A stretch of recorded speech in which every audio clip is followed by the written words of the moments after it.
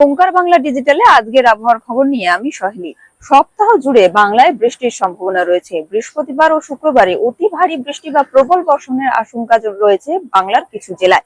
বৃহস্পতিবারের মধ্যে রাজ্যের উত্তরবঙ্গে বর্ষার প্রবেশের সম্ভাবনা। মঙ্গলবার বজ্রবিদ্যুৎ সহ হালকা থেকে মাঝারি বৃষ্টি হতে পারে দক্ষিণবঙ্গের জেলাগুলিতে। দিনভর বৃষ্টির সম্ভাবনা জানিয়েছে আলিপুর আবহাওয়া দপ্তর।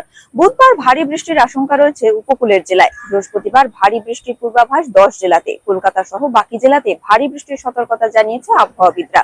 অন্যদিকে উত্তরবঙ্গে মঙ্গল ও বুধবার সতর্কতা না থাকলেও বজ্রবিদ্যুৎ সহ হালকা থেকে মাঝারি বৃষ্টি হতে পারে এবং বৃহস্পতিবার থেকে ফের সতর্কতা জানিয়েছে আলিপুর আবহাওয়া দপ্তর। দার্জিলিং থেকে মালদা সব জেলাতেই ভারী বৃষ্টির সতর্কতা রয়েছে।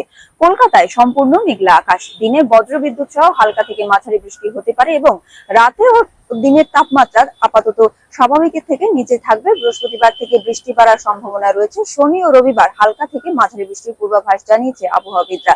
এরকম আরো আপডেটের জন্য নজর রাখুন ওঙ্কার বাংলা ডিজিটালে।